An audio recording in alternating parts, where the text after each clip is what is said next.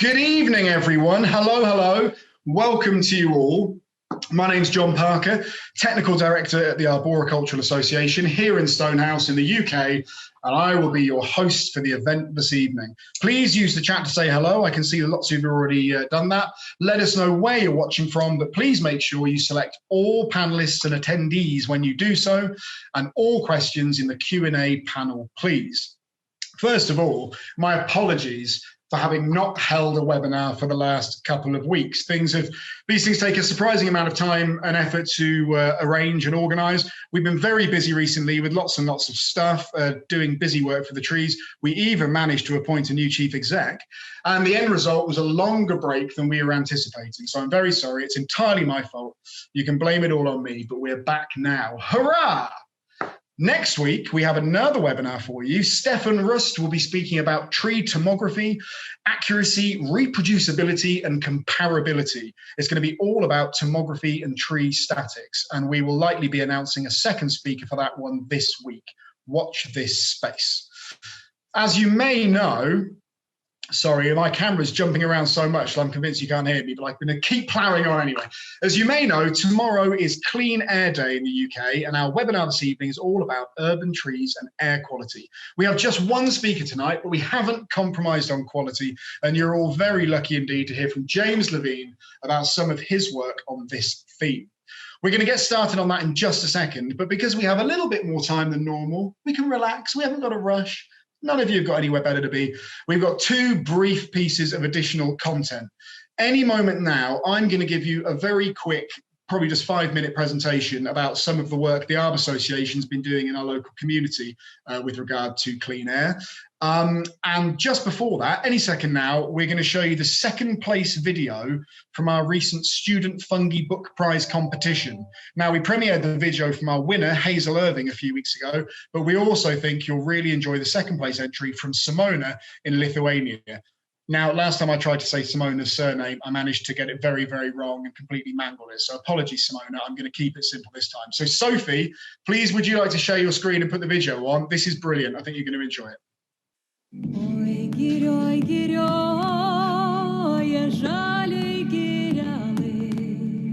At first, we were just standing around a lot, listening to our teachers sharing the knowledge about tree care, instruments used in arboriculture, climbing techniques, pruning, and so on. Then we were with timid first steps learning to prune, getting rope into the tree, figuring out where all the equipment goes, learning to tie knots, and of course climbing. Legs shaking a little, with crooked helmets and sweaty hands, and learning some yoga moves on the way. The reasons why we chose the path of arboriculture are varied, but all of us unites the love for trees, green spaces, and nature in general. Some of us are the researcher type, who must dig into anything that catches our attention. Lithuania is a country where arboriculture was introduced quite recently, and there are way too many myths and cookbook instructions how to take care of trees, and we just want to know the what, why, and how of the trade. While others, we are here just for the money, right?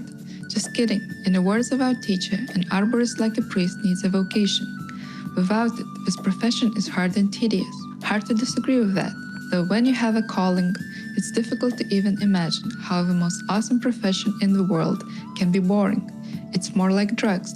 You can't just stop with one tree, as every tree and encounter with it is unique. Therefore, you never get bored. Some of us are the climber type, who were brought here by their curiosity about rope techniques and all the gadgets used by climbing arborists. Also, some of us just wanted to feel what it's like to live in a tree, by which I mean to sleep in a hammock while looking at the branches and maybe stars. And this dream was already achieved. Others of us are just true nature lovers, coming from professions closely related to tree care, who however want to deepen the already accumulated knowledge, which might be lacking or outdated, improve qualification, learn new techniques, and practically implement new views about ecosystems and trees in particular, so important in urban environments, so that trees would not be treated as obstacles in cities' development, but could thrive next to the people and provide shelter both for animals and people as well. and so that we as arborists could do things correctly and not feel remorse afterwards for doing more harm than help. And of course, wherever challenges, height, safety, flawless cuts, and joy after a job well done.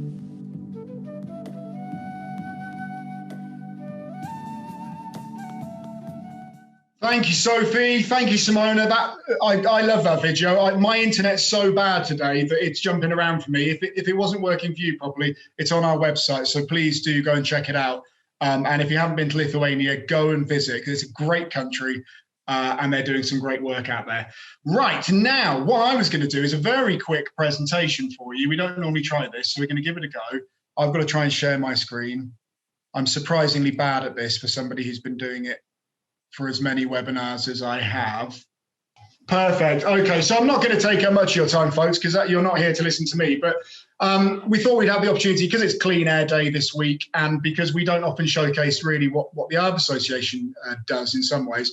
And we're a charity. One of our charitable objectives is to connect people with trees and to promote the science of arboriculture. And we're really keen to get more involved with our local community here in Stonehouse and in Standish as well. So I just wanted to show you really quickly something that happened last weekend. We had a Stonehouse Clean Air Day event last weekend. We had a little gazebo. You can see myself there and one of our Stonehouse Community Climate Action Forum members, Wendy in the middle, and then one of our councillors, Carol, on the left. And it was really just a chance for us to get out there, talk to the general public and explain to them a little bit about air quality, but also as any excuse we ever get to talk to people about trees as well. And you can see there's a load of trees on the side there. One of our focuses for this, and this is more the town council and the Arbor Association, can't take too much credit, but all about engine idling and switching off your engines when people have got their cars idling by the side of the road. And I think it's important for trees as well, because we often hear trees being put forward as the solution, to air quality problems or climate change. And I'm sure James will be talking about this in great depth later on, but we've got to not allow trees to be some kind of greenwash. It's not enough to just plant loads of trees if you're going to carry on treating the planet the way we've been treating it previously. They're part of the solution, but they're not all the solution. So we're trying to encourage people to switch their engines off, make Stonehouse a clean air town.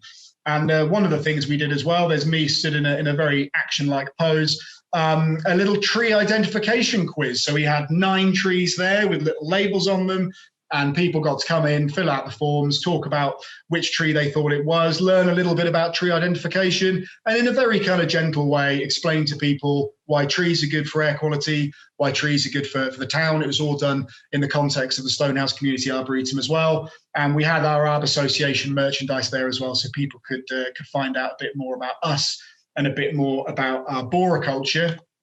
These are our little flyers that Stonehouse Town Council produced to try and encourage people to switch their engines off, with some good statistics on there as well. Again, not related to the AA, I have to say, but it's something that we've been helping with. And we were directing a lot of people to this document as well, which again, I'm not sure if James will touch on later, but I think a very good document, I think, First Steps in Urban Air Quality for Built Environment Practitioners from TDAG. And if you haven't seen that, it's free online. It's well worth a look. And I put this in really just it's a rare chance for my colleagues Steve and Sophie to appear on screen. This is the kind of thing we do as well. We try and go along to local events, whether it's climate events or whatever else, and maybe get a little stall there, give out some information, some sort of some merchandise and everything, but talk to people about trees. Again, people don't necessarily realise the Arbor Association is on their doorstep, and we want to be really plugged in to our community to work with them. So Steve and Sophie doing a sterling job here. Pre-COVID, I should say. Nobody give me any social distancing complaints. Here on the left there, planting trees, engaging the next generation, talking to people about the importance of trees in the context of air quality as well. And on the right, some tree walks where we took the local community out and showed them some of the great trees they've got in this fantastic part of the world. So that was kind of quick. It was kind of pointless. I'm not going to lie to you, but I just wanted to show you some of the stuff we do, I guess, behind the scenes. We're really trying to work with the community here and engage people. And maybe, if you've got any project ideas, if you've got any thoughts, if you want to talk to people about trees, there's no better way to win them over than to go out and have a chat. contact us. We've got a great branch network all over the country, really active branch members. I'm sure we'll be able to put you in contact with whether it's a branch or whether it's a local approved contractor or someone who'll be able to help you. We've got stacks of merchandise, art magazines, wristbands, little back bookmark things, loads of stuff that you can use to engage with the general public. So please drop us an email, or you might get some ideas from treecare.org.uk, because if you haven't looked into detail about our tree care supporter grade, then you really should have a look at that as well. So there we go. That was arguably slightly random. I just wanted to talk to you about some of the stuff we were doing. But I'm a mere introductory warm-up act for our main guest. James, you're in for a treat, everybody here. James, I'd like to hand over to you now for your presentation. I will let you introduce yourself properly, but please, the stage is yours. Thank you very much, John. One moment, let me just switch to my slides. Thank you very much indeed for this opportunity to talk to you this evening in the UK on strategic green infrastructure to mitigate the health impacts of roadside air pollution. This is work that I've done, James Levine, with Helen Pearce, Xiaoming Kai and Rob Mackenzie at the University of Birmingham in affiliation with the Birmingham Institute of Forest Research, BIFOR. I've put up my contact details at the bottom there, but I'll put these up at the end again too. And as I go through some slides, I'm going to include some URLs to, I think, really useful resources. Don't worry if you can't scribble these down. Some of them are rather cryptic, but I understand the presentation will be recorded. I'm very happy for you to watch this after and share and so forth. So you don't need to scribble down. So to kick off, I'm picking my words quite carefully here. We're talking about the strategic use of green infrastructure as opposed to broad brush greening at large. And we're talking about mitigating the health impacts of pollution, not removing that pollution per se, more on that to come. And we're focusing on the roadside environment. And with that, going to introduce our prototype software. This is free, publicly available, open source software, the Green Infrastructure for Roadside Air Quality, or GI for RAQ platform. But before I sort of get into that, I kind of want to take a step back and, as part of a bit of background, recognize the tremendous value of green infrastructure at large in the form of urban green spaces, including for air quality, before we focus in on the use of vegetation barriers at the roadside. So I think it's worth at this point starting what's going to be something of a recurring theme, which is that vegetation is really valuable for air quality, but perhaps not by the mechanism you first suppose. And it's actually important that we understand the kind of causal relationship if we're going to use it to maximum effect and deliver genuine benefits. So with that in mind, I wanted to start with a map of air quality. In this case, the colours depict different concentrations of nitrogen dioxide, NO2. The map comes from DEFRA. And in this case, we're looking at Greater London. And you can pick out large-scale features from this, such as in turquoise, you can see much of the circular motorway that surrounds London, the M25. You can see that the highest concentrations in the yellow and green regions are encountered in central London. And generally speaking, the concentrations drop off as you move away from the centre towards more rural areas. But within this region, you can also see these sort of blotches of somewhat elevated concentrations of NO2 around what is Heathrow Airport, and somewhat reduced concentrations in this region close to Twickenham. Now, if we zoom in on that region, it corresponds to Richmond Park. So if you're in Richmond Park, you're exposed to, on average, lower concentrations of nitrogen dioxide, NO2. But why is that? The reason is that if we take a cross-section through a city where you've got buildings, and between those buildings, streets that are carrying vehicles, that are emitting pollutants, those pollutants will gradually disperse but are contributing to the urban background air pollution.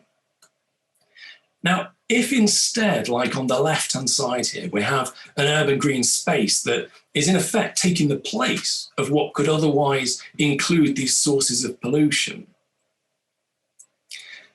we have the absence in that green space of the sources of those emissions. So yes, if you're in this region, you'll still see something of the impact of emissions from, in this case, vehicles either side, but you're less directly impacted by emissions. And it's why, if you look down on this region from above, as in the case of that map from DEFRA, you see lower concentrations of pollutants.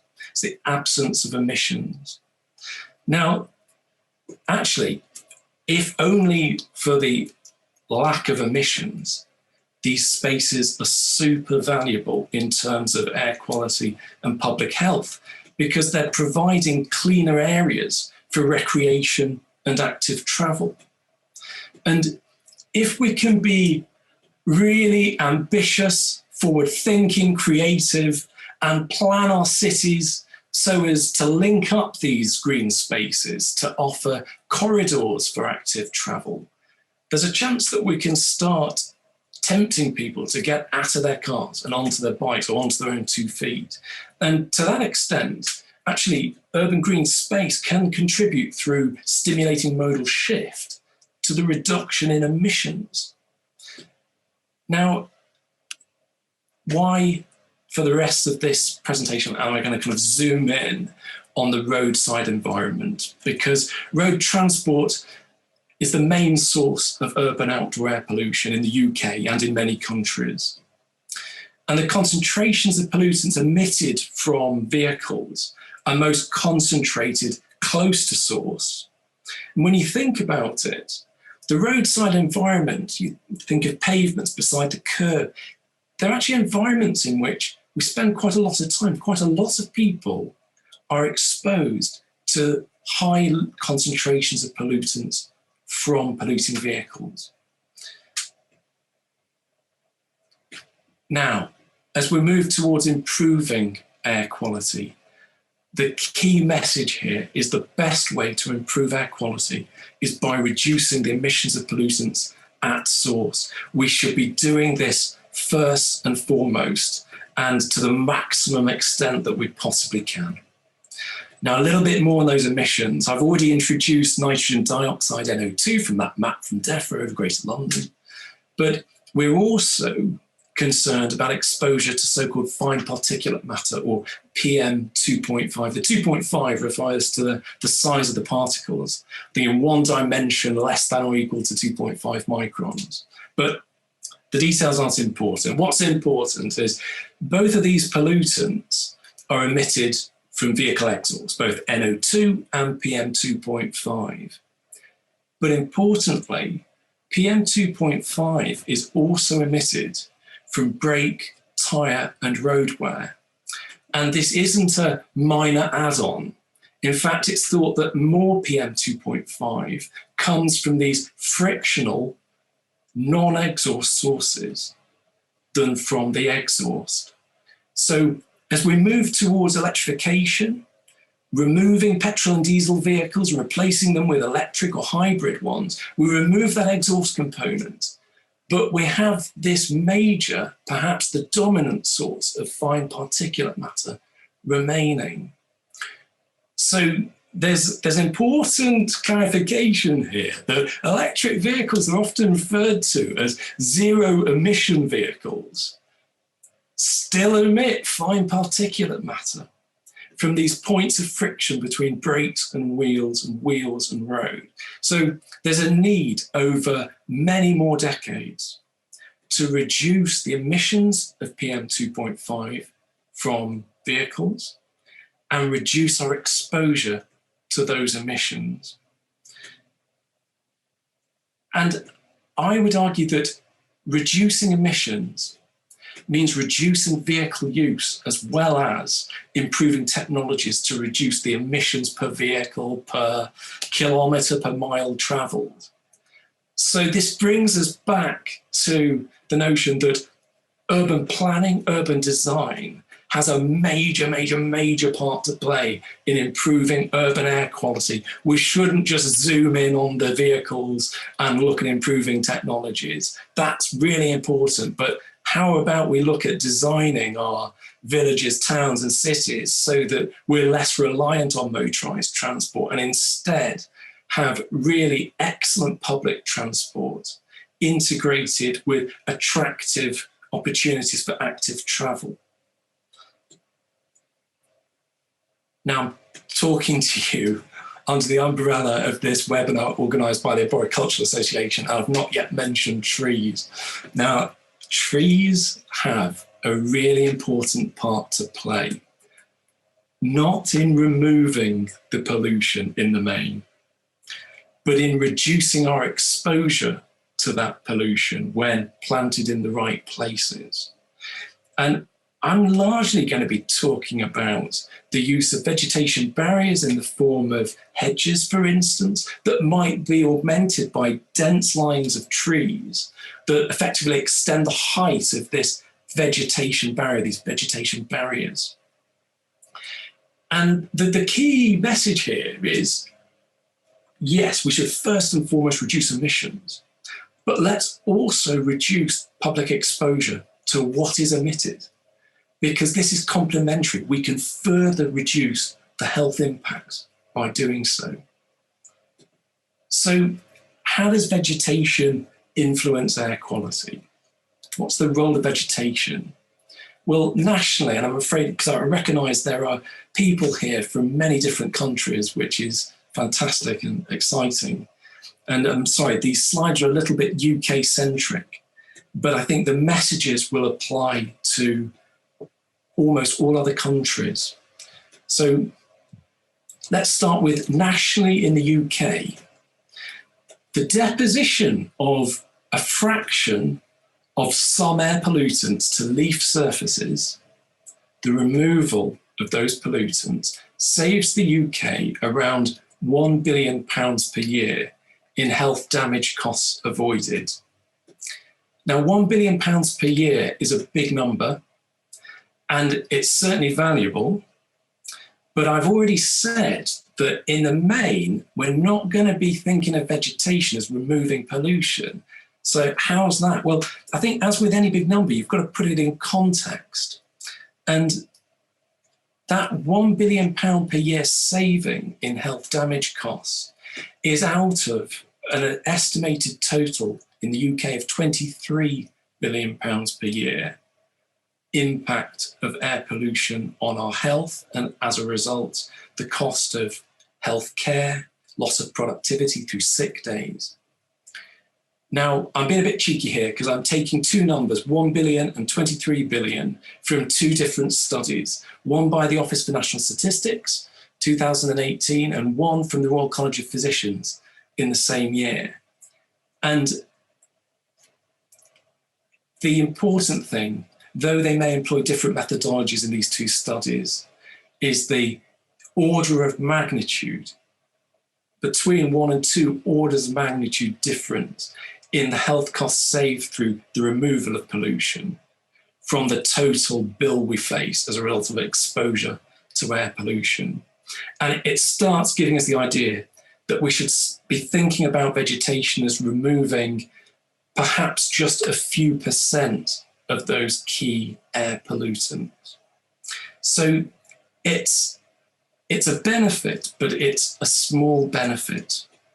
And so we shouldn't be too surprised when, if we look at an independent review, in this case by the Air Quality Expert Group, this is a committee that advises DEFRA and the devolved authorities in the UK, that in their review of the impacts of vegetation on urban air pollution, again in 2018, it was a good year for really significant, meaningful publications, they conclude that vegetation at the scale of realistic urban planting schemes removes very little pollution, a few % of key pollutants. But what's really interesting and what steers the rest of this presentation and my work over the last 2 or 3 years is that that same independent expert review identified that vegetation barriers in the right locations, whilst removing very little pollution, can as much as halve people's exposure at the roadside in their immediate wake to the pollution from proximate vehicles.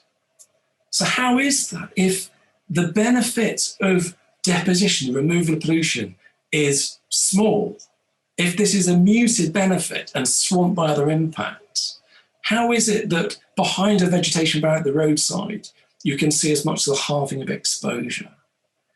Well, the reason for this, apologies if, here we go, slides just sharpened up. The reason for this is we're talking not about the removal of pollution, but about changing its distribution close to where it's emitted by changing the flow of polluted air. And there's a really fantastic review by Baddock et al. Last year on urban vegetation and air quality management.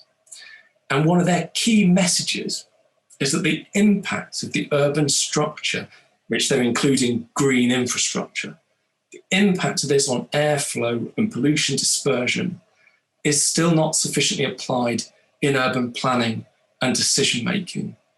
And it's really this need to take our theoretical understanding of the movement of air, what influences that, how that influences the local distribution of pollution, and how that local distribution might thereby be impacted by introducing a vegetation barrier, that's led us to develop this prototype software that I'll introduce you to tonight. So how does it work? If we look at a roadside barrier, vegetation barrier, what we're going to conclude is that vegetation barriers alter the flow of polluted air. They alter the mixing between polluted air and cleaner surrounding air, and thereby its distribution. But let's unpick that a bit. So in this cartoon I've drawn, I'm showing the sort of simplest possible scenario where we've got vehicles on one side, on the left-hand side here, and the wind is blowing directly from those vehicles, the sources of pollution, towards people, the receptors of that pollution. And there are two things going on. On introducing a vegetation barrier, and we're talking now about dense vegetation. So rather than, if you Google Googled for leaves, probably bring you under images, the first picture presented would be of a branch with blue sky behind it. Now, picture instead dense vegetation that you can't see through or can only see through in small gaps, small holes.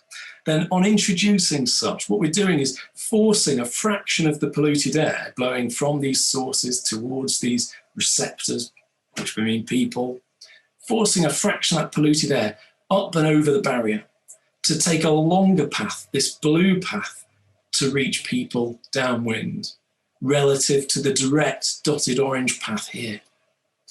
And in doing so, forcing the polluted air to travel further, we're introducing opportunity for greater mixing between the air parcels that start their journeys at the exhaust pipe or at those important points of friction between brakes and wheels and road, those non-exhaust sources that will remain with electric vehicles, even increase with electrification. Increase the mixing between those air parcels most polluted and the cleaner surrounding air. So the greater the distance traveled from source to receptor, the greater the mixing, the greater the dilution, and the lower the concentrations of pollutants at point of exposure where people breathe the air in.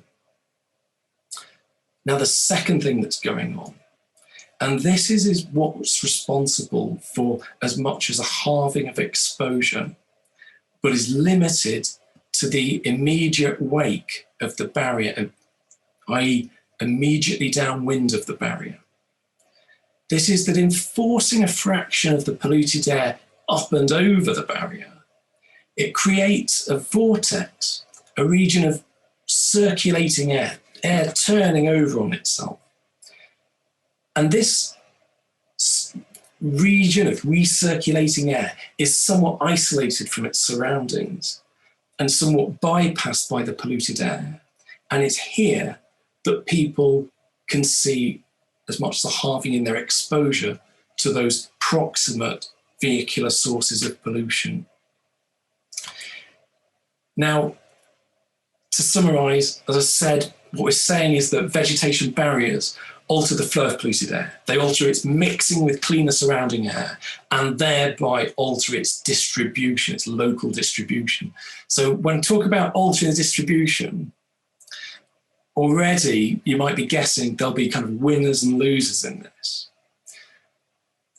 We'll actually expect to see an increase in the concentrations of pollutants immediately upwind of the barrier, where the barrier's presence is reducing the dispersion, the spreading out of that pollution.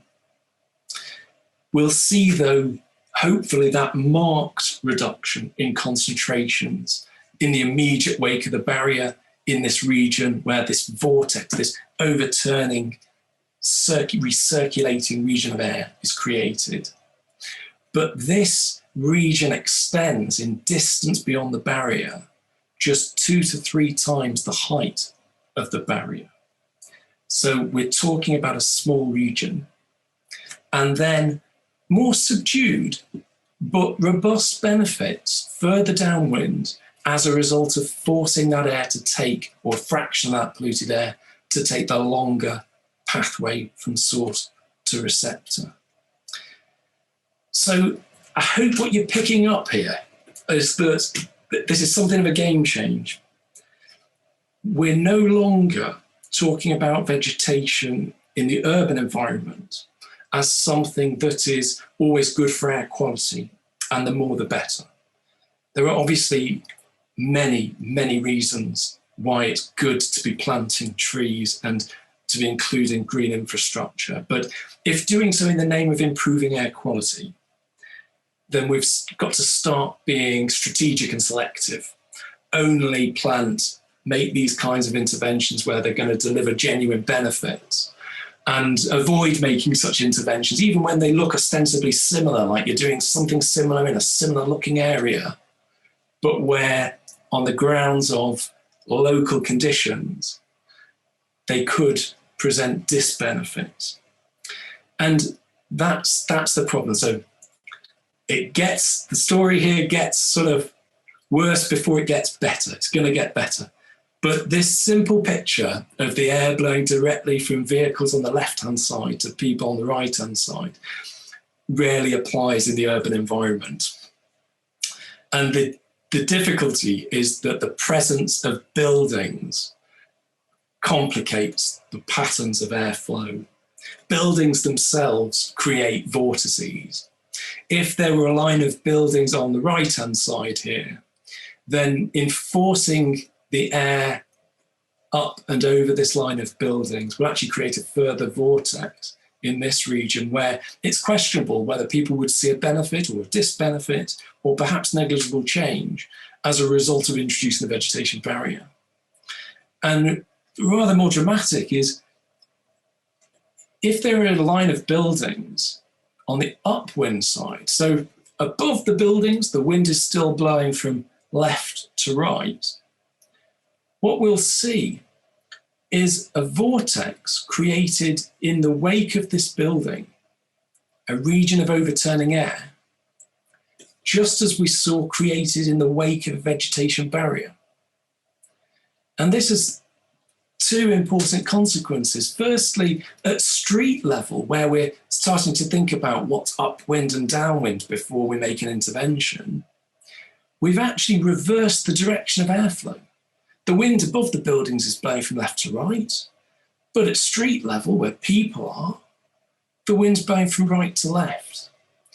And worse still is that the creation of these recirculation regions in the wake of buildings can trap pollution from vehicles. So if we have vehicles in this region, their emissions are partially trapped within this region and can accumulate to higher concentrations.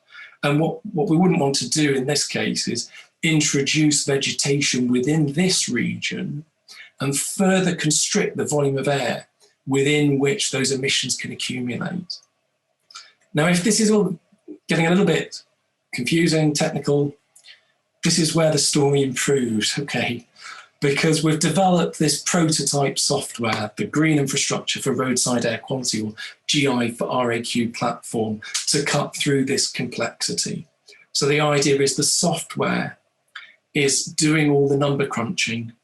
You've got to provide some information about the specific site you're considering, about the geometry of the street, the background air quality, and so forth. But based on the location that you're considering, the software picks up the right climatological wind conditions, i.e. not just what the prevailing wind conditions are, but how wind conditions vary, strength and direction around the year, and does the number crunching for you to provide estimates of the site-specific changes in exposure to road transport pollution close to source. So I'm going to just show you a short video here, over which I'll talk quickly to try to keep up with it. But this is freely available software. It's web-based, it's accessible to everybody. You start by creating a project, essentially a folder, within which you create an analysis, which is where you make estimates. And that begins with specification, quite a lot of information about that specific location you're looking at, the street geometry, background air quality, and so forth. But by clicking on NO2 or PM2.5 changes, what's returned is a picture of the percentage changes in the annual mean concentrations of those pollutants as a result of the barrier. You can propose a green barrier or a grey infrastructure barrier with or without a line of trees.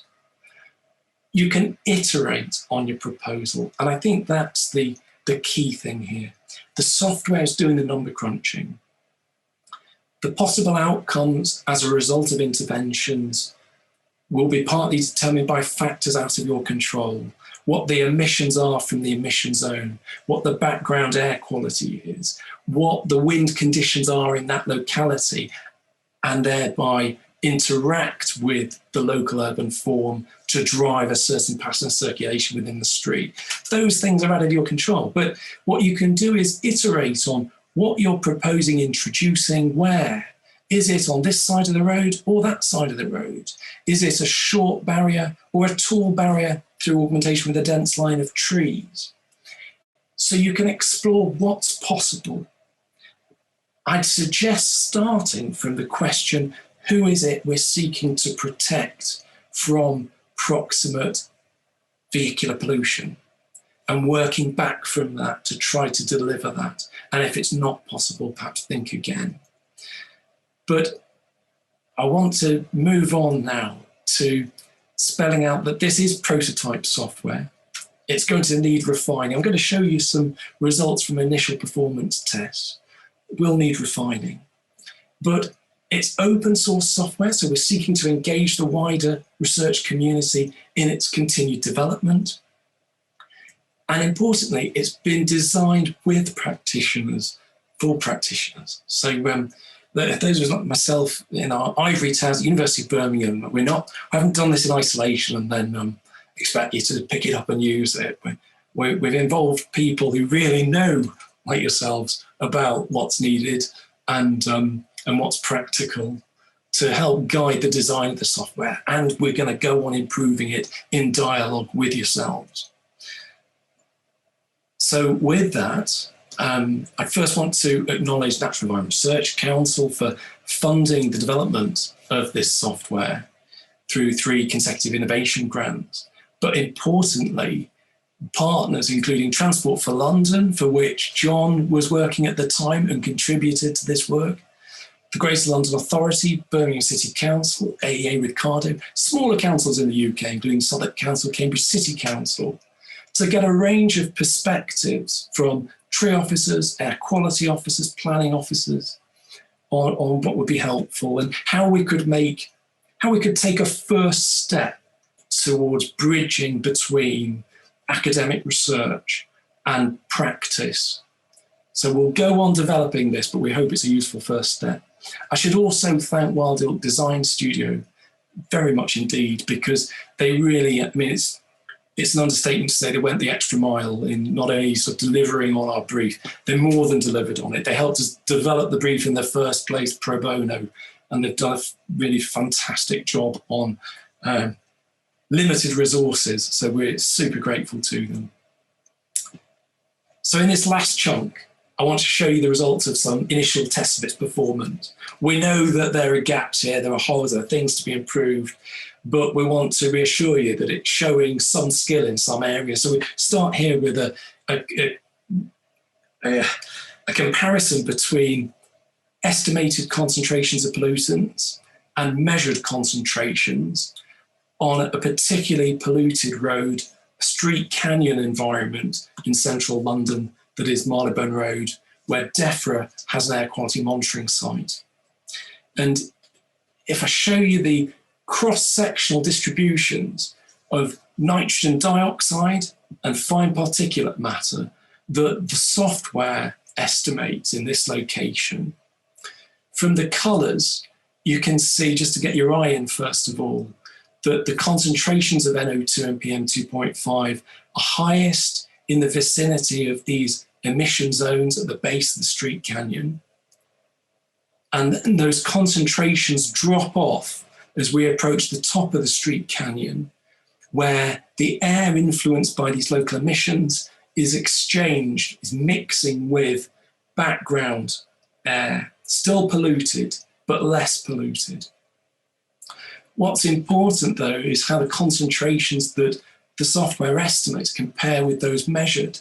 And in the precise sites where the measurements are made, the model is yielding an annual mean concentration of 104 micrograms per meter cube for NO2, compared with 94 measured, and 26.8 micrograms per meter cube of fine particulate matter, compared with a 21.5 measured. So we're a little bit above the measurements, 10 to 20%, but we're there in terms of the right order of magnitude. Now, all the results that I'm presenting to you here have just been published along with the full documentation of the software in an open access paper in Forest. It was published last week. So you can freely download the paper, providing you with further information. And beneath those annual mean distributions of NO2 and PM2.5, if we just focus in on nitrogen dioxide, but now split the picture, the annual mean picture, between concentrations estimated with the software and measured at DEFRA's site under different wind conditions, again, the software is showing some skill. So under southerly wind conditions, which actually equates to where the wind is blowing from left to right here, it's driving a circulation of air within the street that's clockwise, pulling emissions from those emission zones towards the measurement station. And so we see elevated concentrations, and the software estimates 120 compared to the measured 111 micrograms per meter cubed. Under northerly wind conditions, when the wind is blowing from right to left and driving an anti-clockwise circulation, pulling down somewhat cleaner air from aloft towards the site of the measurements and pulling emissions away from that site, then the model yields lower concentrations, 78 compared to 63 measured. Now it's going to get a bit more interesting. Here's where we start making interventions. So Gromker et al. 2016, they carried out a wind tunnel experiment. So this is a scale model of a street canyon, actually of similar kind of aspect ratio to that Marylebone Road site in London. They emitted doped air along the base of this street that mimics the emissions from cars, and then did so with and without barriers introduced at the roadside and measured the consequences. Now, when we compare the software's estimates with the measurements, then it's showing some skill where the orientation of the street is parallel with the wind. So on the left-hand side here, with a long street wind condition, so the wind is blowing either into or out of the plane of this slide, then the software's estimating a 26 to 52% reduction behind the barrier in concentration of pollutant, compared to the 40 to 50% reduction measured. But where the wind is blowing left to right, right to left across this street, the cross-street wind conditions, currently we're estimating a reduction, but we're underestimating that, a reduction of somewhere around 10% compared to 32 to 54%. So some room for improvement. And if we now move away from the street canyon environment to an open road environment, so there'll still be buildings, but the nearest buildings are further away from the road.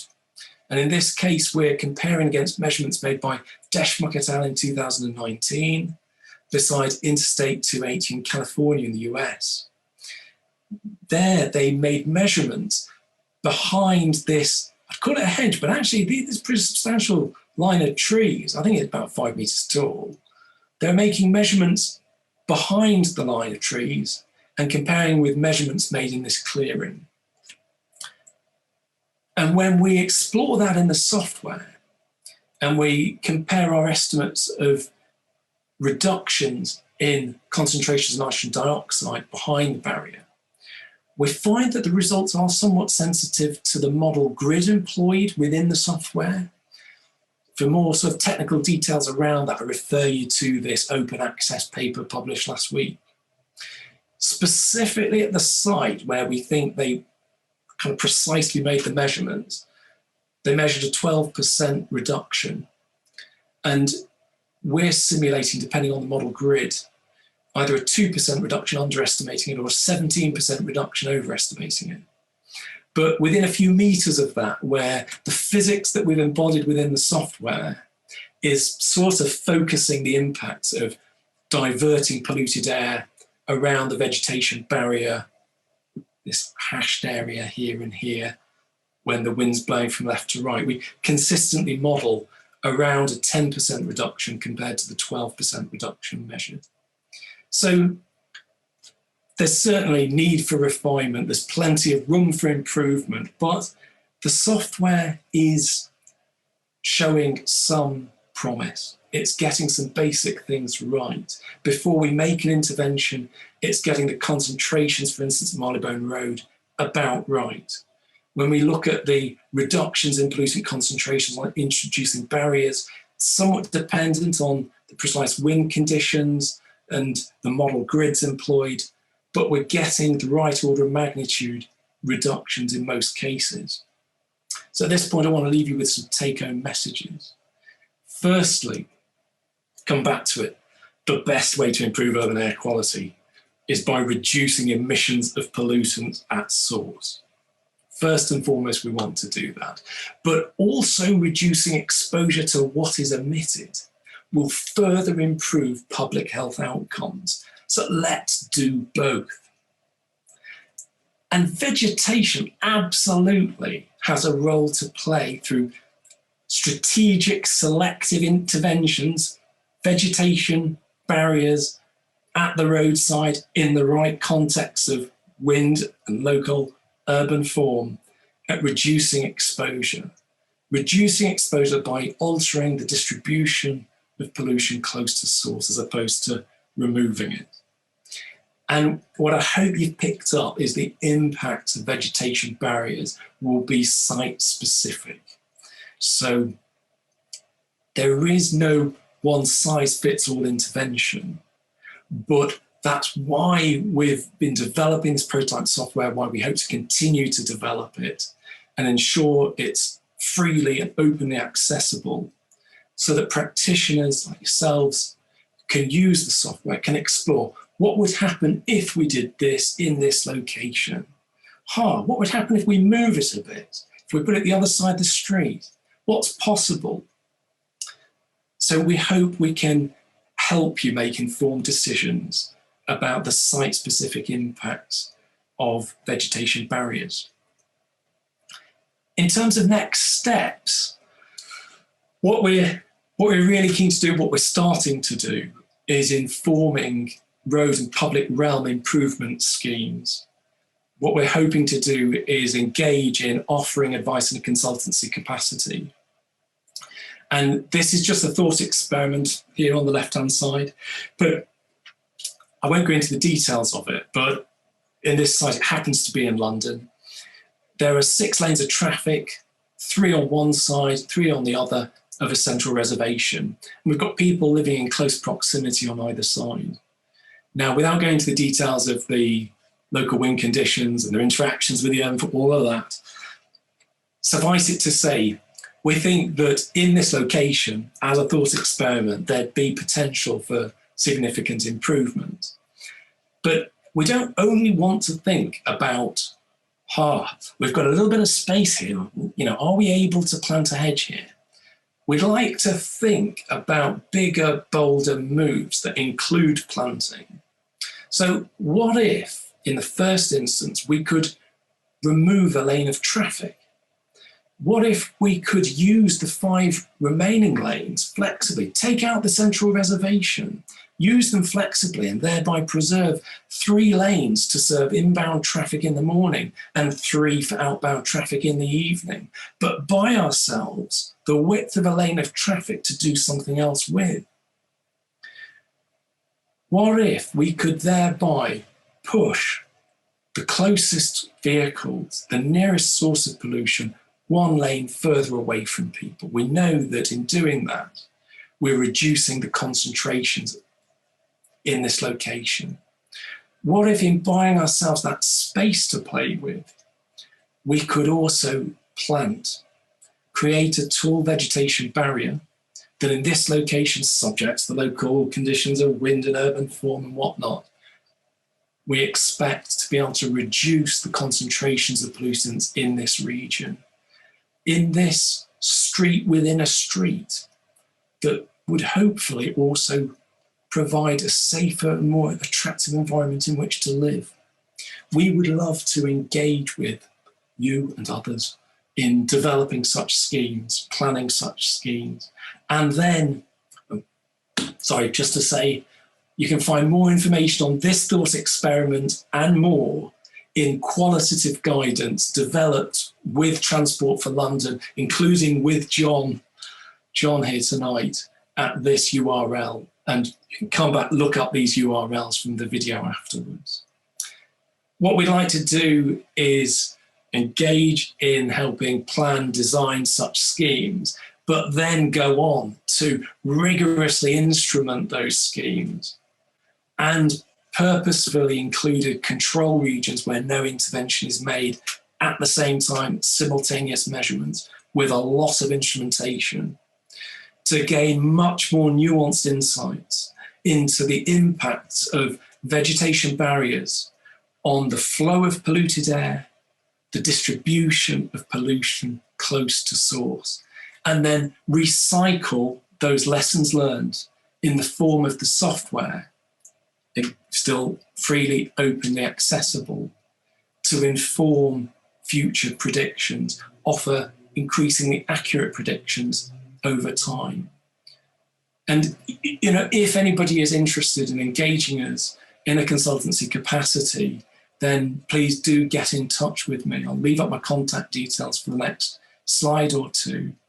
But the qualitative guidance developed with Transport for London at this URL, and importantly, the software that I've introduced tonight, it's all freely and openly accessible, and we'll continue to develop it, I hope. I'd like to acknowledge the many people that have contributed to this. You'll find John over here, but many, many people have contributed to the development of the qualitative guidance and now this quantitative prototype software. So sincerely grateful to all these people. And I'm really grateful to you for the opportunity to talk to you this evening, introduce the Green Infrastructure for Roadside Air Quality, or GI for RAQ platform. Many, many thanks.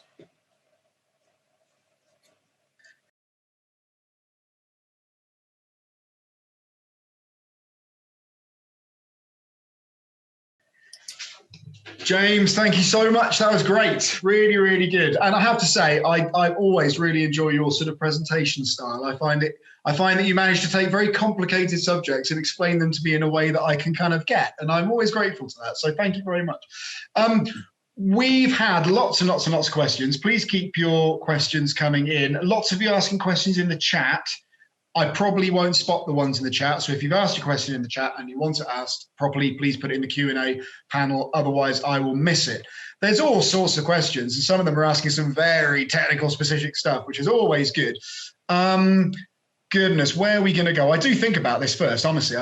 Trust me, but it's let's address one thing a couple of people have mentioned that you kind of covered a bit, but this idea about urban trees making air quality worse. And there was one particular paper, I think it was Pew, and I think Rob Mackenzie worked on it, talking about the street canyons and then a continuous canopy of trees where the emissions can't escape, essentially. So they're held at the kind of pedestrian level. You can correct me with how I'm oversimplifying this, but that they actually make air quality worse. And that led to some kind of tricky headlines, really, as a tree manager. I was at Transport for London at the time, when people were saying, well, why are you planting trees when they make it worse? And we've had Naomi asking the question. We've had Ludovic asking the question as well.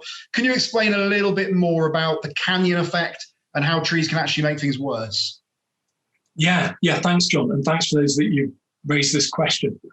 So the first thing I guess I should say is that in what I presented tonight and what's encapsulated within this software, the Arboriculture platform, we're focusing on the use of trees in a line parallel with a lower barrier, whether that be a green infrastructure barrier in form of a hedge or a grey infrastructure barrier that could be a wall or a fence. Yeah. But providing a barrier to the horizontal flow of air pollution, polluted air from vehicles towards people. Now, what Rob was drawing attention to there is important. It's the impact of tree canopies on the flow of air in the vertical, if you will, the vertical exchange of air between, let's say, the base of a street canyon and the somewhat cleaner air above the street canyon, still polluted, sort of background urban air pollution present, but we see lower concentrations of pollutants than at street level in proximity to the traffic. Now, that's on a trafficked road. So if you have a street canyon that's carrying polluting traffic and there introduce a dense canopy, what you're doing is putting a partial lid on the air at the base of that street that can accumulate emissions from traffic, the trapping of pollution leading to a degradation in air quality. But what I'd like to do is contrast that. If we think about the continuing redesign of our public spaces, and perhaps this is gaining momentum, and we already had significant efforts to introduce new provisions for active travel. And I think in recent months, as a result of COVID and the need for social distancing, then efforts, for example, street space in London, trying to provide more space for pedestrians and cyclists, and taking a little bit away from polluting vehicles. Now, in that context, I'd like you to imagine a street that doesn't carry polluting vehicles at all, but a pedestrianised area or an area that we cycle through. Now, in those areas, introducing that same dense canopy would be of benefit, because in this case, you'd be reducing the exchange of air between that body of air at ground level that's not seeing any emissions because you've not got any traffic, and the background urban air pollution above. And in this case, that dense canopy of trees could actually offer some protection against the import of pollution from above. So what Rob was doing was talking about a different dimension, the vertical dimension, and what I focused on today is the horizontal one. But there are opportunities in the right places to plant many trees, create a canopy, and offer improvements in air quality, but only where you have no vehicles. Thank you, Jay. A complicated concept, brilliantly explained. And when we were trying to make the case as well, when I was working in London, was that these were sort of models too, and it was about a continuous canopy. And I'm sure people in the chat will be able to give me examples, but we were sort of saying it's quite hard to find a situation where you have actually got a completely continuous canopy of trees. There tends to be gaps between the trees. And Naomi somewhere, I believe Naomi maybe in the chat, talked about, is there any recommended spacing for that? I don't know whether that's something that's been researched, the optimum spacing to allow that transference. So, yeah, okay. So I'm afraid I'm not in a position to sort of put a number to it in terms of spacing, but I think that that's a very important point, that what we're talking about here are dense extended canopies. Mm-hmm. Now, if you've got scattered trees, scattered street trees, the truth is that they'll have negligible impact on air quality for good or ill, but will of course deliver the many other benefits associated with them. So we shouldn't be concerned at, in a scattered manner, having street trees. We should absolutely value them for all the other benefits that they're delivering, all those other ecosystem services, and absolutely protect those trees that we've got. So trees are good, folks. Keep planting trees and establishing them. Right, let's jump completely to a different topic. Let's go on to electric cars, because we've had quite a few questions about electric vehicles. Now, Orla has made quite a long comment in the chat, which I'm going to read to you in its entirety, because I think it's an important point to address. But so forgive me for looking over here. Orla says, James, it's no surprise that applying brakes will result in particulates from an electric vehicle. However, the difference in scale of emissions must, I would have thought, be so massive between a zero tailpipe emission electric vehicle and a petrol or diesel internal combustion engine that I would have thought it almost not worthy of mention. The last thing we want in the drive to decarbonise is the equation of the two. Even bike brakes probably cause particulates too. Given the scale of the climate crisis and the urgency to decarbonise, I'm shocked to hear this mentioned. It's exactly the kind of thing used by people looking for an excuse not to decarbonise, who are happy to say, oh, well, I heard they're all bad. Since petrol and diesel cars also produce, I presume, these similar particulates, EVs are still so different in terms of the effect on human health, you definitely know when you walk or cycle beside one. So sorry, a very long point, but I wanted to read it in its entirety. It is potentially an argument that those who don't want to decarbonise could use, while they're all as bad as each other. Okay, yeah, let me take a moment to articulate this, because, I mean, there's some really important messages, but messages to disentangle here. So we tend to think that all efforts to mitigate climate change are also improving air quality. Now, there's a broad correlation between the benefits for climate and the benefits for air quality. But as ever, the devil is in the detail. So if you cast your mind back, I put together that sort of noddy cartoon of emissions from a car that include emissions from the tailpipe, the exhaust pipe, and emissions from these non-exhaust sources that will continue unabated by electrification. The first thing to say is that for climate, the removal of carbon dioxide, CO2 emissions from the combustion of fossil fuels via electrification is a major, major step forward. If we focus in on just those pollutants that I've concentrated on this evening regarding roadside air quality, from the tailpipe, you get nitrogen dioxide. And NO2, nitrogen dioxide, contributes to the formation of ozone. And both nitrogen dioxide itself and ozone are greenhouse gases. So the electrification of cars, removing that exhaust component, will greatly help in terms of decarbonisation, in terms of mitigation of further climate change, because we're removing the emissions of nitrogen dioxide, NO2, and its consequences for ozone. But fine particulate matter, PM2.5, is emitted both in exhaust and from these non-exhaust frictional sources.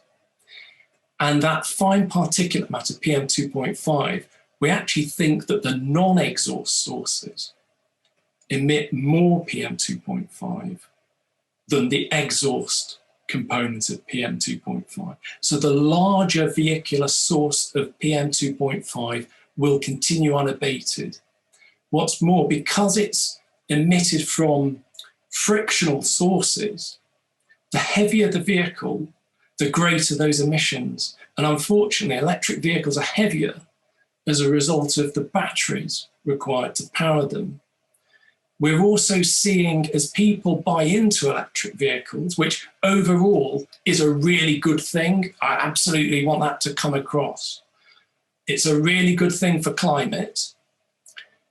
It's more nuanced regarding air quality, because as we see uptake of electric vehicles, we're seeing people buy, on average, larger vehicles.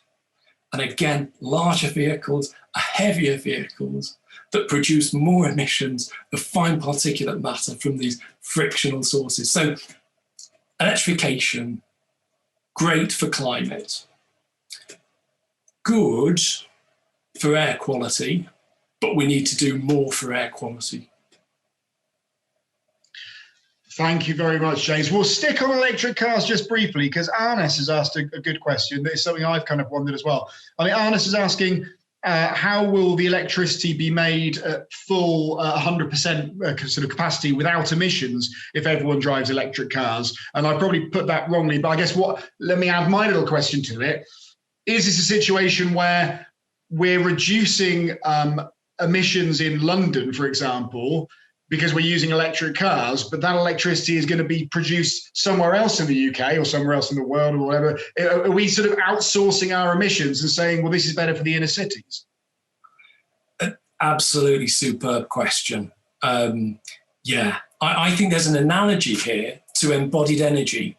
So just as we need to think not only about, in terms of climate change mitigation, we need to think about reducing the emissions of greenhouse gases. We have to think about reducing the embodied energy, i.e. the carbon or equivalent emissions involved in producing items through energy costs, through transportation.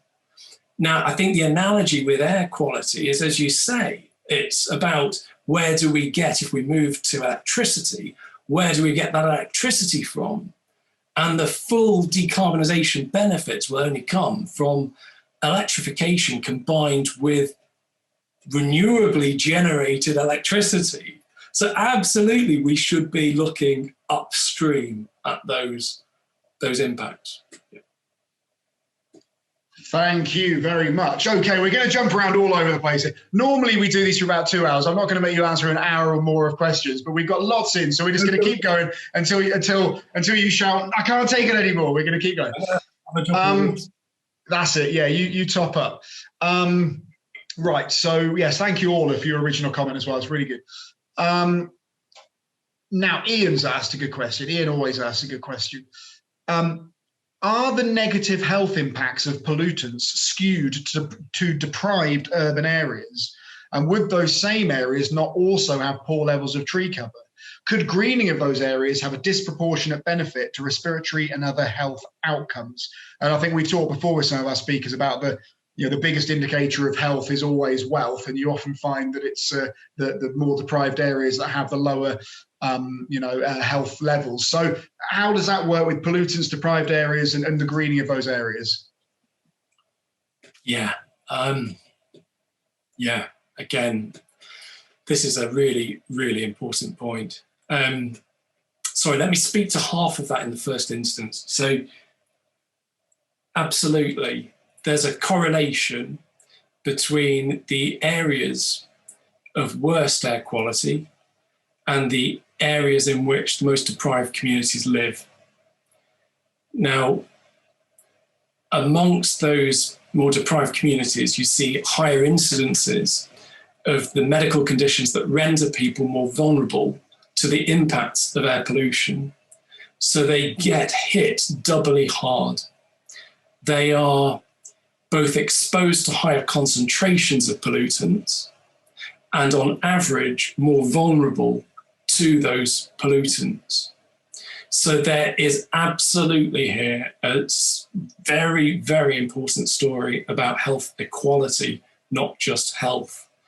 And, you know, sorry, this is where I kind of moved from to take the scientific hat off, but I guess I just want to endorse all efforts to start by working back not from where the concentrations of pollutants are highest necessarily, but where the public health impacts are greatest. And that will tend to be where the greatest number of the most vulnerable people are exposed to higher than average, if not highest concentrations. And if we intervene there, then we'll improve health equality, we'll reduce health inequality.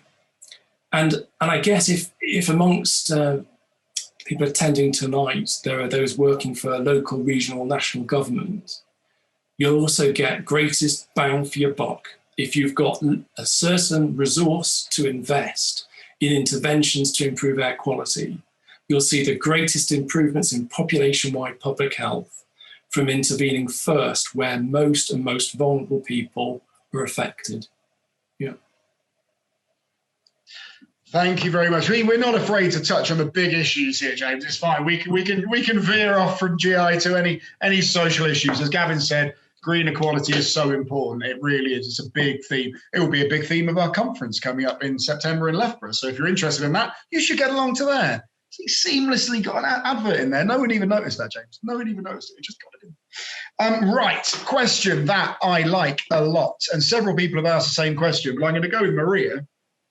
Because Maria said, you think it's a stupid question. You're not an expert in English. It's not a stupid question, Maria. It's a great question. Several other people have asked it. If the green barrier only influences the distribution of air, what's the difference with a barrier of wood or with bricks? And Barbara's asked the same question. Would it be safe to say that rigid barriers would do the same? And Julian somewhere has also said, why should barriers be green instead of walls or fences? Yeah. Oh, these are sharp questions. I think the honest answer is that a solid barrier will be more effective than a partial barrier provided by vegetation. But I think that's where we want to look at integrating interventions that in the right locations we're confident are going to deliver benefits for local air quality. We want to integrate those with the opportunities in those locations to do other things besides at the same time, the co-benefits. So if that planting can improve the public realm, if it can improve the local environment, if we're focusing on areas of poor air quality correlated with areas of more deprived demographics, then there might well be, significant value in improving the local environment aesthetically as well as environmentally and from a health perspective through air quality. Thanks. Yeah, I guess it's all about the additional benefits, isn't it, that greenery brings as well as the air quality. Yeah, good questions though. Thank you very much. Maria, not a stupid question. Very, very good question. Right. I have something I was going to ask, but I'm going to jump away from that and I'm going to go for another one from Naomi, who always asks her questions. Because this is quite important, I think. And again, this is quite long, but I'm going to read it anyway. Naomi says, I'd like to clarify that green infrastructure, as it was originally defined by the US EPA, who coined the term in the Clean Water Act, as the range of measures that use plant or soil systems, permeable pavement or other permeable surfaces or substrates, stormwater harvest and reuse or landscaping to store, infiltrate or evapotranspirate stormwater and reduce flows to sewer systems or to surface water. And Naomi says what John is discussing is elements of the urban forest rather than GI. And I think that throws something up quite interesting as well about the definitions around green infrastructure, our understanding of green infrastructure. And if I can kind of tack this onto another point that someone made, so Sophie, actually, I'd better ask Sophie's question because otherwise I get in all sorts of trouble. was asking about the importance of living walls and vegetation barriers within cities, so green walls on buildings and their impact.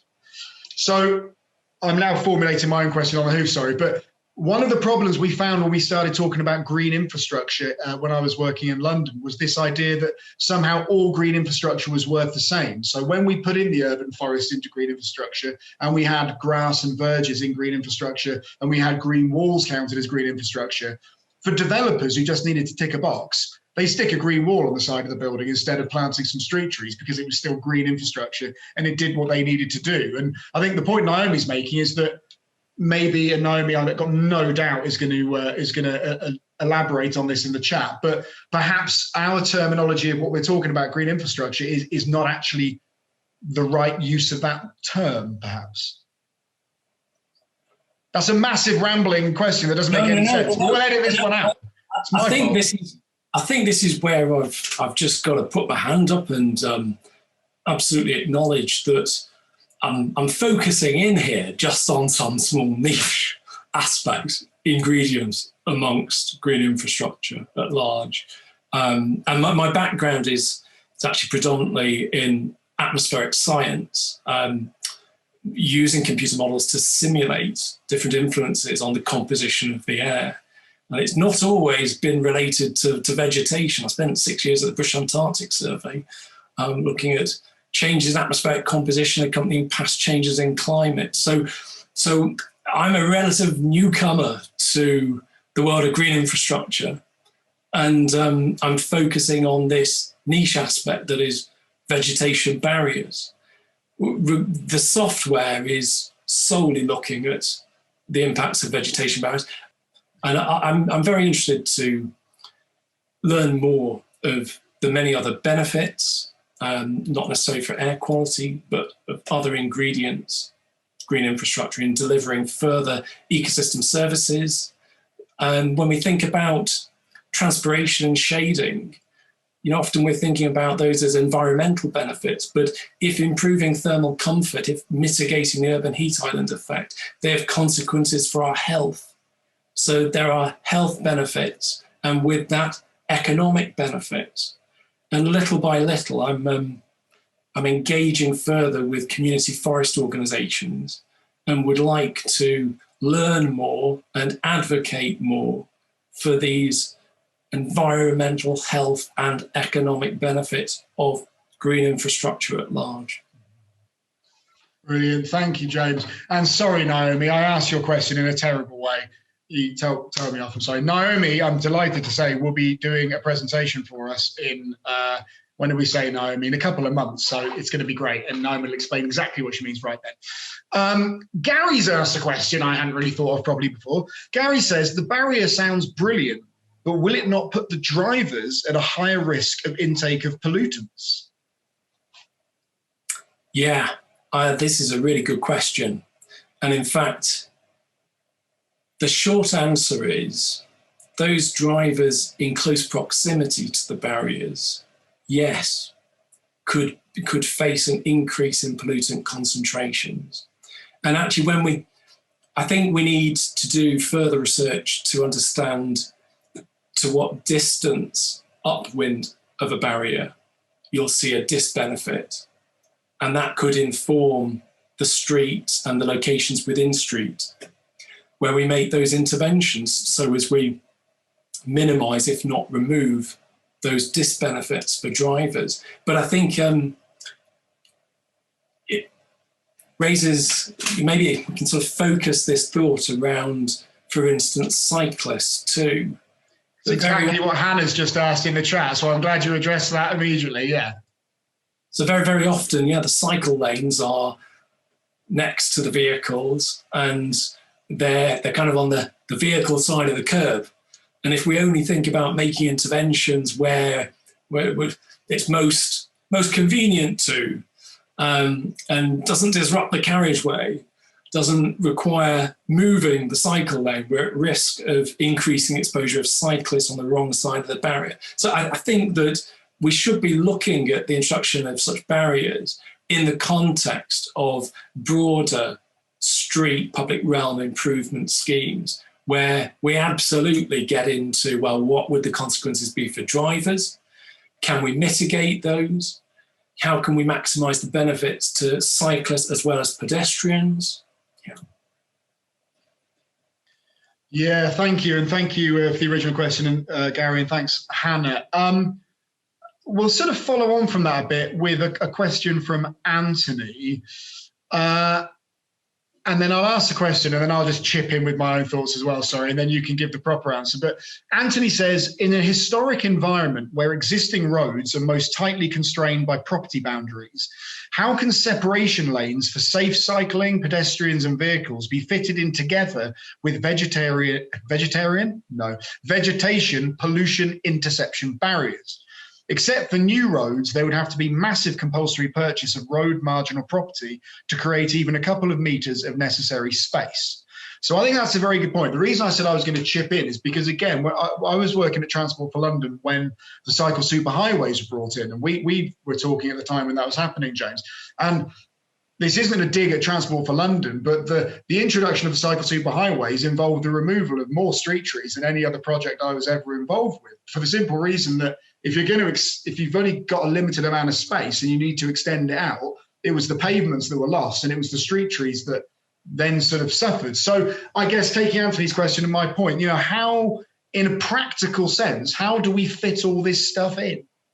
Yeah, okay. I think, again, I have to start just with an acknowledgement that what works in theory will only work in some locations in practice, so that there are real world constraints. I mean, it was absolutely fascinating when spending 6 months on secondment to TfL, to me, to learn of, for instance, how close some of the underground, the tube infrastructure gets to grade, within as little as 20 or 30 centimetres in one or two spots. So you've got a lot of constraints. Starting to think about some of those constraints. One of the greatest constraints is access needed at the curb, and sight lines and vision displays where you've got junctions. And I think there are more opportunities. We face fewer of these constraints in suburban areas where actually we've often got more dense residential use of land, where there's less frequent access needed at the curb. We might have widely spaced bus stops, but we've not got taxi rank followed by bus stand followed by, also in suburban areas, you tend to have greater distances between junctions. So there are fewer stretches where you need to preserve those safety critical sight lines. Specifically regarding, where space is tight, and at the boundary between public and private realm, you very often, it's at that boundary that you've got trees and bushes. Now, forgive me, I'm sort of spitballing here. I'm going off-piste, but I wonder what the potential is for opportunities to open up some of the private realm as alternative routes to walk and cycle, perhaps within certain hours of the day, at least give people the opportunity to walk the right side of that existing vegetation as opposed to the wrong side, and thereby further utilise the green infrastructure we have in place. There are public parks where you can understand there'll be some questions around personal security, and we might make choices as individuals about at what time of day and what context we take one route or another.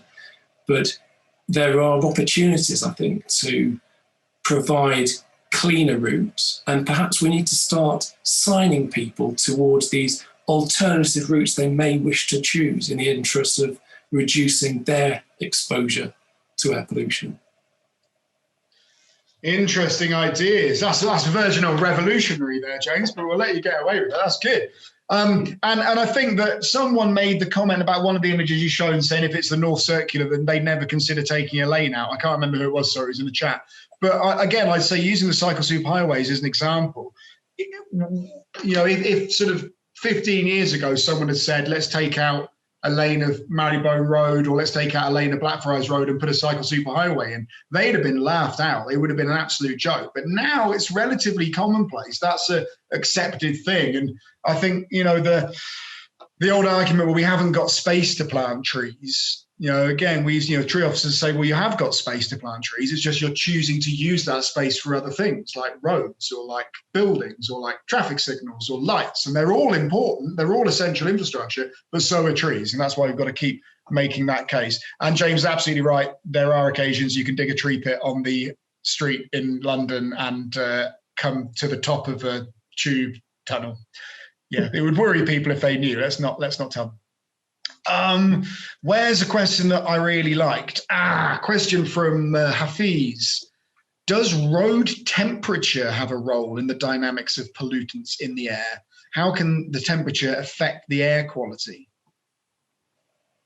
Oh, okay. Short answer, I don't know. You're right that temperature gradients, for instance, between tarmac that's heated up under the sun relative to the air above it. Temperature gradients will affect the flow of air, and including the flow of polluted air. I'd expect that those effects to be of second order relative to the patterns of airflow driven by wind conditions and often their interactions with local urban form, but they will affect it. So I think let's say at a finer scale, if you zoomed in, you could see some influence. I don't think it would change the kind of key messages that we're driving through this software, but in principle, you're right, it could have some influence.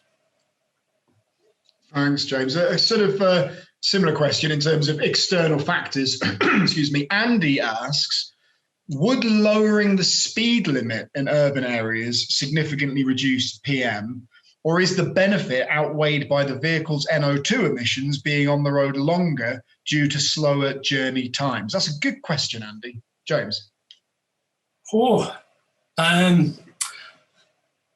So what we know is that braking and accelerating stop-start traffic movements create more emissions, both more emissions from exhaust, because you're pushing down the accelerator hard to get the vehicle moving in the first place to overcome frictional forces. And then in accelerating and in braking hard, you're emitting larger amounts of those pollutants from the frictional sources that are brake, tire and road wear. So if we can, if we can smooth traffic flow, then we will generally reduce emissions. I wouldn't like to give some hard and fast answer to that, but I think that in reducing speeds, if as a result smoothing traffic flow, that would be of benefit to air quality. But if you're reducing traffic speeds through putting in obstacles like speed humps that have people braking just before them and then accelerating just after, then you might well negate any benefits. I'm going to have to take some time to think about that, but yes, that makes sense. Thank you. Okay, right. We've just got 2 more questions we're going to do. It's been an hour and a half already. The only person who's held an audience this long by themselves was Ted Green, and I have to tell you, I'm a lot more relaxed with you than I was with Ted. So this is all going swimmingly. Okay, well, a penultimate question from Richard Edwards, my old friend Richard in Croydon. Richard says, as a tree officer, when we promote street tree planting, we often say things like trees help absorb pollution or trees improve air quality. what would you say is a sort of correct catchphrase to use? What line can we say to people about trees and air quality that isn't almost over-promising when the science doesn't necessarily back it up? Oh, okay. Really good question, and a tough one, because we've developed this software because it's not straightforward to give a short answer. I think if summarizing, I would say that at national scale, vegetation is helpful in removing a small fraction of air pollution. In the urban environment, vegetation's impact is dominated by its effects on the flow of air, not the removal of pollution. That interventions must be site-specific. And I don't mean to use this as a means of advertising our software, but the software that we developed in order to meet a need. It is free, it is open source, and it's for that reason. So we've developed the software to help you in a site-specific fashion explore what the impacts would be. They're difficult to predict. Yeah. There you go, Richard. So next time someone asks you, that's what you can say. I think so. I guess we're saying that trees are multifunctional infrastructure, and they're not the answer by themselves, but they do more harm than good. More good than harm. Don't say more harm than good. More good than harm. Can we say that? I think right tree, right place. So in the right places, vegetation, green infrastructure can be very valuable in reducing our exposure to proximate sources of pollution. And Gavin's saying right tree, right place for the right reason, and I'd add with the right aftercare. But yes, you're absolutely correct. Thank you, Richard. Richard also says, John, who helped you identify the tree in your quiz? You only know London Plane and Liquid Amber, and that's wrong. I also know oak. But thank you very much, Richard. Okay. Let's go on to our last question. I should say there are lots of questions we didn't have time to get through. We'll email all the questions and all the chat to James, and he can have a little look at it, and anything that leaps out, he may feel that he wants to get in touch or whatever, we can communicate, so it's all fine. And if you want to see the presentation again, it's recorded. It will be on our website. Yes, you get a certificate of attendance if you tick the little box when you registered. If not, please drop us an email and we'll sort it out. So all the usual stuff I say. But the final question, James, it's the most important one. It's what everybody's here to hear. What is your favorite tree-related book? Oh, well, thankfully you did prime me on this question. So, full disclosure. So I have to hand Wildwood, A Journey Through Trees by Roger Deakin. So if I hold that up, hopefully you can read that. I have to say, I came across Roger Deakin not from this book about trees, but by his book on wild swimming called Waterlogged. And then I read everything else he'd written. And I just love it. So I guess, again, my scientific hat is well and truly off. What I love is that, yes, I read something like this and I come away thinking I've learned something, but the way that he writes is so evocative. He communicates something of the pleasure that's to be had from, being amongst trees, woodland. And he, the way that he describes some environment is achingly beautiful. And if you need welcome in my case, being transported now and then, leaving you with fantastic, wonderful mental pictures, I think he's an absolute treat. So yeah, get no payback, but Wildwood, A Journey Through Trees, Roger Deakin, highly recommended. Yeah. A great choice, and you're right, an absolutely wonderful evocative writer, and a very wonderful addition to our list of tree books from our various speakers. James, you're brilliant. That was awesome. Thank you so much. Really, really great. Thank you, James. Thank you, Sophie, for sorting it all out. Thank you, all of you, for all being so marvelous. I hope we will see you next week at our next webinar. But in the meantime, have fun, enjoy yourself, stay safe, and all that stuff. And we'll see you soon. Thank you very much, James. Thank you, everyone. Good night.